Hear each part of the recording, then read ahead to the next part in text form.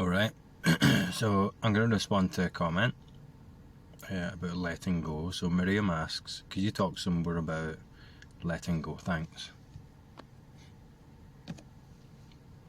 I wanted to mention something as well about how,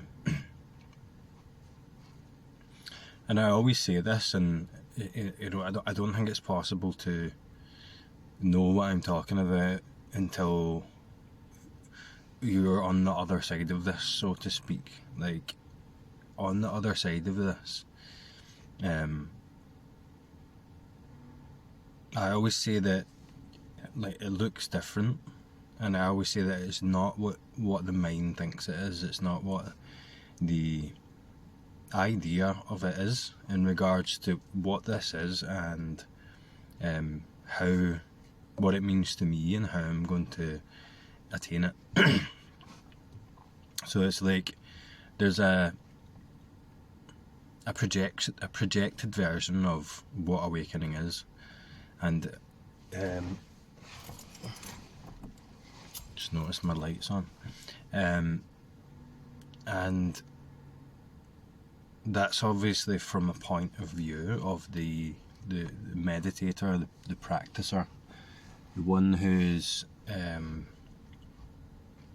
inquiring, the one who's on this path, and the idea of it, the image of it, the thought about it, that version of it is not what it is, obviously,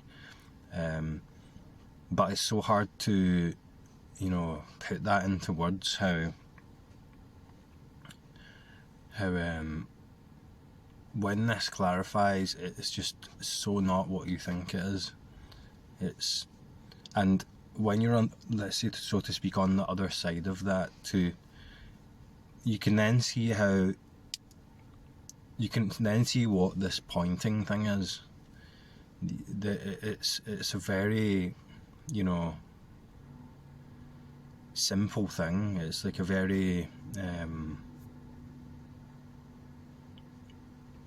obvious. It's very obvious, but you can also then see what the obstruction is. How the mind constantly overlooks it, constantly makes a version of it in order to overlook it. That whole seeking function.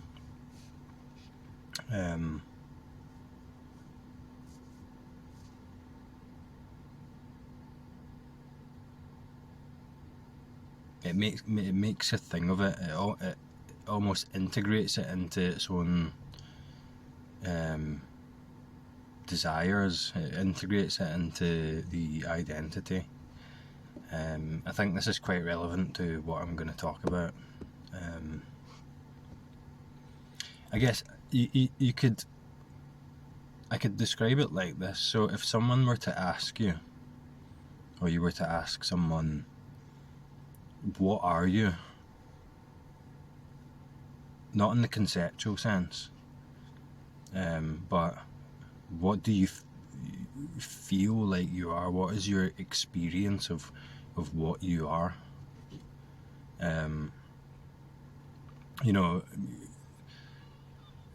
Someone who maybe isn't into this subject, or hasn't inquired at all or anything like that, would think that's a silly question and be like, what do you mean, what am I? That doesn't make sense, I'm so and so.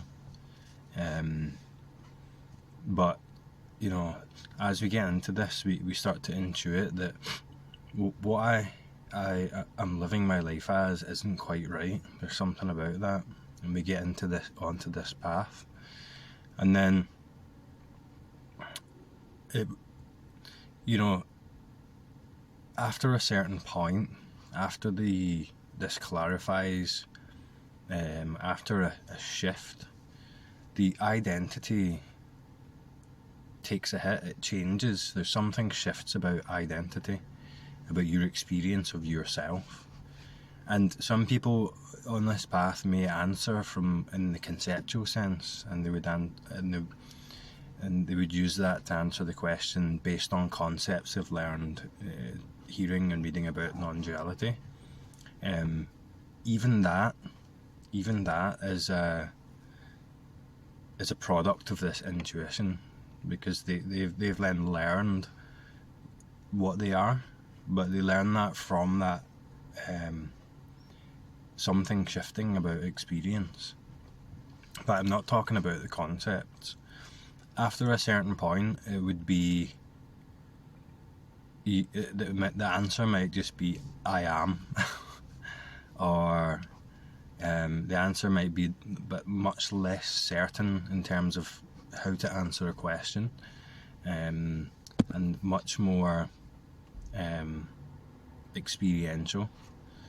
The answer might be at a certain point, I am the infinite awareness, I am the knowingness, Brahman or whatever, and that might be the actual felt experience. And that character, sorry if anyone gets annoyed at this again, I'll use different language, that separate self, that felt experience of me as the person,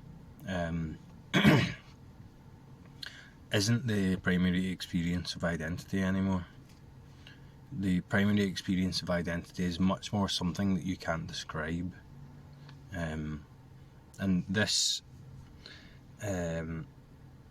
recognition of that might happen in an instant or many instants, or it might come about, and in hindsight, when I ask you the question, whoever's watching this video, you might think, that's right, I from my felt sense, from what I feel like I am, I wouldn't be able to answer, I am a person, I am David, and this and that and so on. And the reason that this identity is so persistent is that it's the whole lifetime thing. So like my son, when we were at the shops, he was talking to the cashier, and she was like, hello, and he was like, hi, and he's like, how are you? And he's like, oh sorry, what's your name? And he's like, I'm Jacob, I am 3, I can run very fast, I have this toy, and so on. So you can see even then the identity is from a learn, because the whole world is teaching him to construct this identity so that he can function in this world, and that's completely necessary. But after a certain point, it gets uncomfortable, and then some of us might just have to deconstruct this identity, so that we can live as what we are, so that we can unlearn all this identity stuff, so that life becomes much more free, much less confined. But I think that's only possible after a certain point of no, that's wrong, but for me it was only possible after a certain point of maturity. That might not be true for other people, but after a certain point of maturing through the construction of this identity, and then the functioning, the using these relative conventions to orient ourselves and function well in this relative world. I think maybe if this was to come about before all of that identity was constructed, it might be difficult then to go on and function in the relative world. But then again, I don't know. I've just made a lot of assumptions there in talking about this, and none of them could be true. But I'll talk from my own experience and say that for myself, and probably everyone I've talked to, this comes about after a certain point of maturity, after a certain point of living as this relative character, and then maturing emotionally enough to be aware that you are suffering, and to be aware that there is something not right about these conventional held ideas about identity. So anyway, the question, so letting go.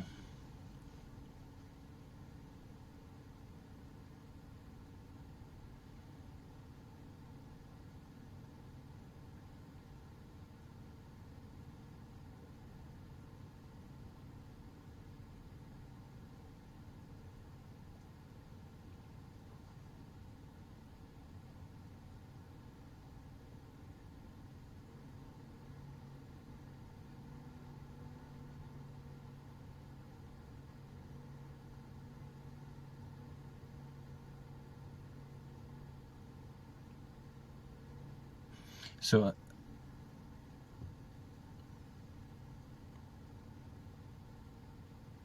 a lot of you will be able to intuit that from your experience that letting go isn't particularly something that can be done by the self or from the position of the self. The self being something illusory that's constructed in thoughts, made by thoughts.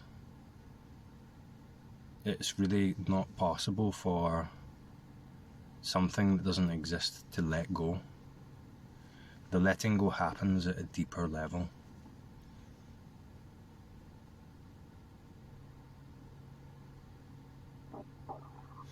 I do think there is a lot of power in intention, and I believe the intention comes from a deeper level. It comes before the thoughts. The intention is there in some way, some intuitive way, before we might make the conscious decision that this is what I'm going to do. This awakening thing is what's most important to me. And that intention could be there, yet our behaviours and so on don't line up with that. But I do think the intention is a powerful thing.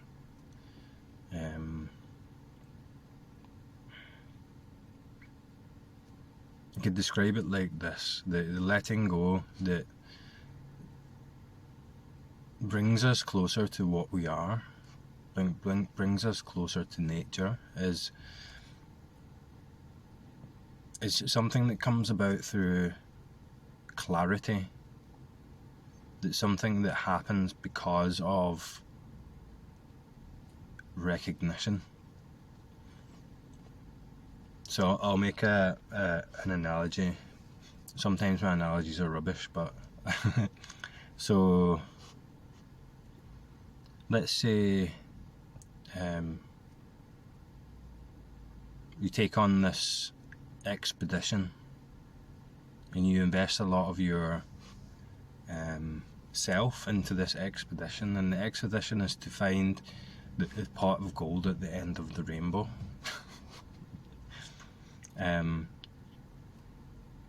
So you end up chasing the end of the rainbow around. By the way, you can find the end of the rainbow because I found it before. I thought it kept evading, but I have found it before. I have seen it go into the ground, but it goes past the ground. Rainbow is actually a big circle. Anyway, so you're going on this expedition to find this pot of gold, and you believe that the pot of gold is real. You're certain beyond a doubt that this pot of gold is at the end of the rainbow, and you're going to find it, and it's going to make you rich. It's going to give you what you want. So you go on this expedition, and it lasts years and years, and you get tired of it, and you're exhausted, and you're like, this isn't working. I'm close to giving up. I'm going to give up. And so you pack up your stuff, and you start going home, and you turn around, and then you see the end of the rainbow, and there's no pot of gold there. And then right there's a recognition, there's a realization that the pot of gold at the end of the rainbow was never there in the first place. You've seen that clearly, you've recognized that. So once you recognize that, you let go of this whole mission, this whole expedition, this whole journey, and it's a massive relief. because you don't have to continue this year for many more years looking for this pot of gold. You might be some disappointment there, but you just realise that it was never there in the first place. There's a recognition, and the recognition is clear, and from that you let go of the whole thing. So the letting go is a product of the recognition, seeing something clearly.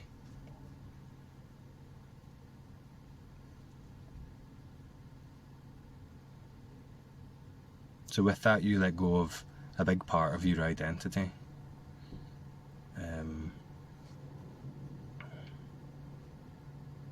And it's a massive relief.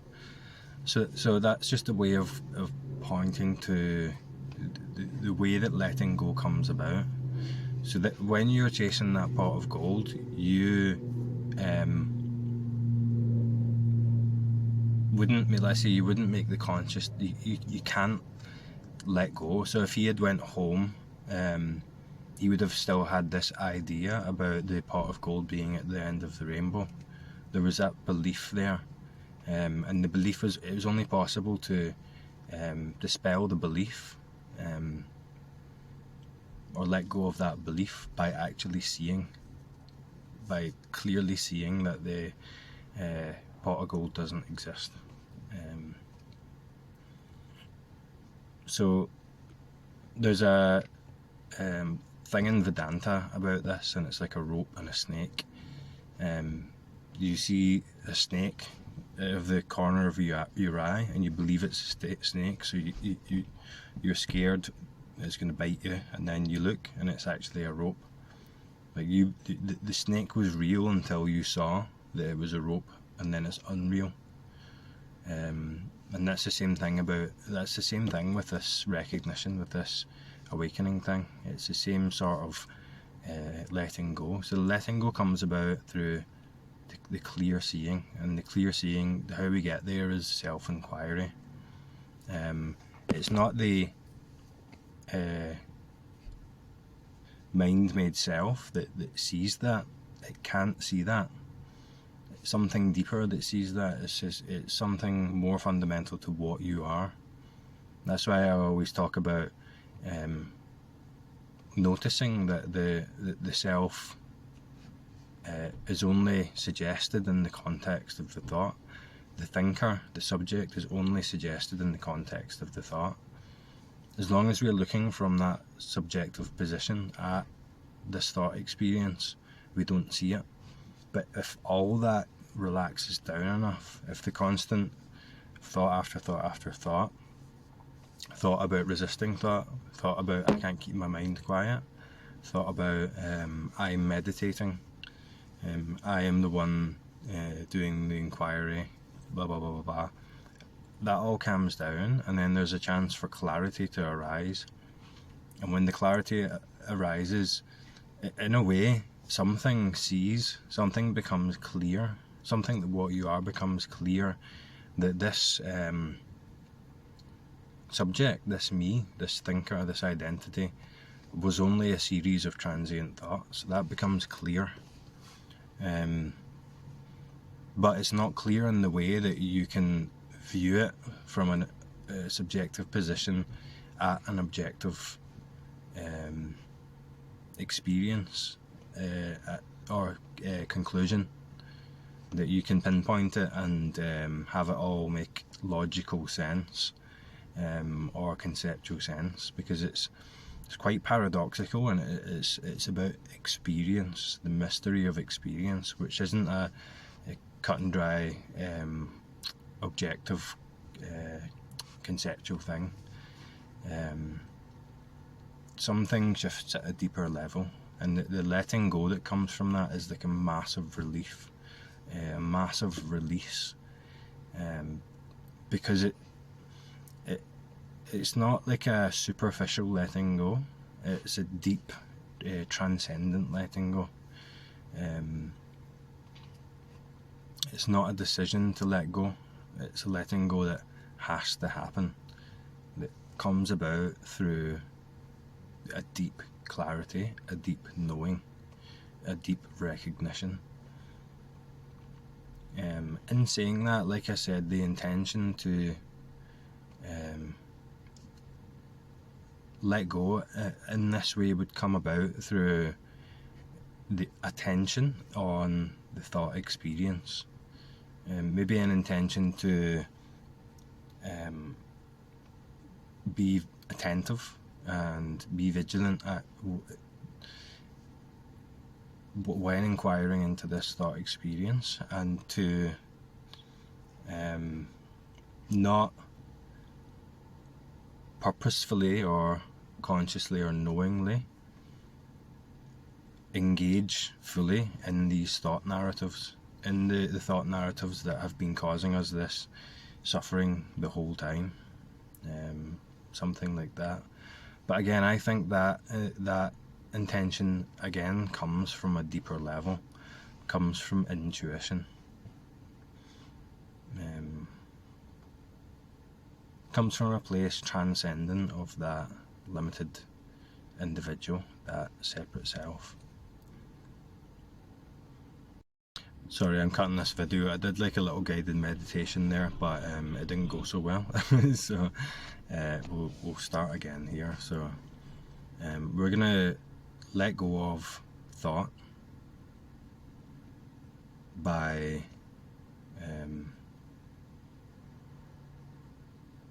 bringing the clarity about through clear seeing, through direct experience. So if you like, you can close your eyes, and we're just going to bring our attention to the senses. So the feeling of the support, the constant support in the sensation. If you're sitting down, through whatever you're sitting on, through your feet on the earth.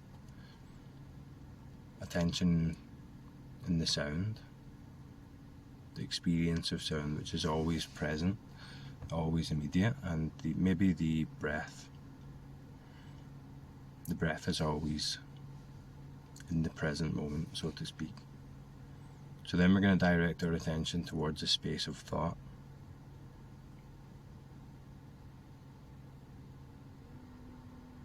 And our intention here is to let go of these thoughts. So to do that, to start with, we're going to ask, what will be the next thought? And then with our attention and presence, as the knowingness that knows our experience, we're going to ask, what will be the next thought? And watch.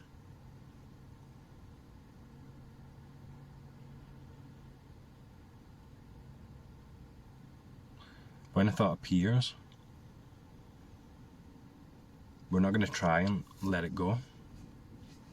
What we're going to do is, with that thought, we're going to go directly into it. We're going to become the thought, but we're going to do that directly with the thought experience. So we're not getting involved in the content of the thought, what it says. We're going to focus so acutely on the direct and immediate experience of thought, the knowingness, the awareness that that thought appears as, and we're going to orient directly into it, and we're going to allow that thought to be there as long as it wants, and be as big as it wants. And we're just going to maintain clarity on in this thought space. You might notice that the thought dissolves as soon as we notice it. As a direct experience, it dissolves. So then what will be the next thought?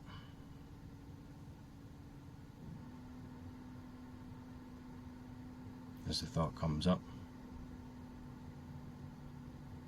become very interested in the direct experience of thought.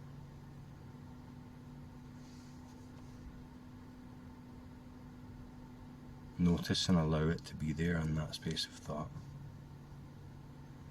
Become the thought experience, not the thinker who is engaging with the objective content of the thought, but the immediate, direct, present experience. The thoughts are presence. Allow that version of presence to become you. If you should so happen to get lost in thought, or the thoughts are coming and another thought, just come back to these anchor points of the sensation. Put all of your attention in the sensation, and then bring your attention back to the space of thought directly. There's only ever one thought, and that thought appears as presence, as awareness.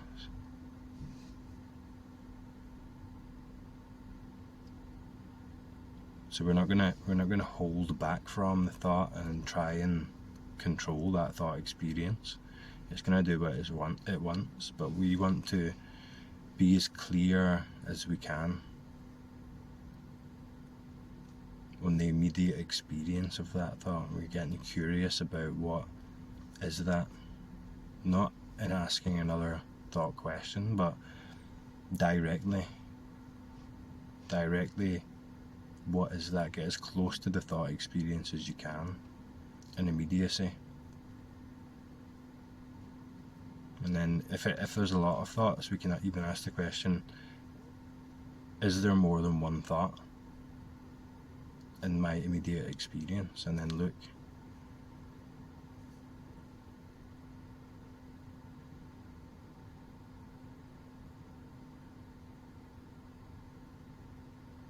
So if the thoughts have calmed down, if there's maybe thoughts forming but not quite fully coming up because we've got our attention there, then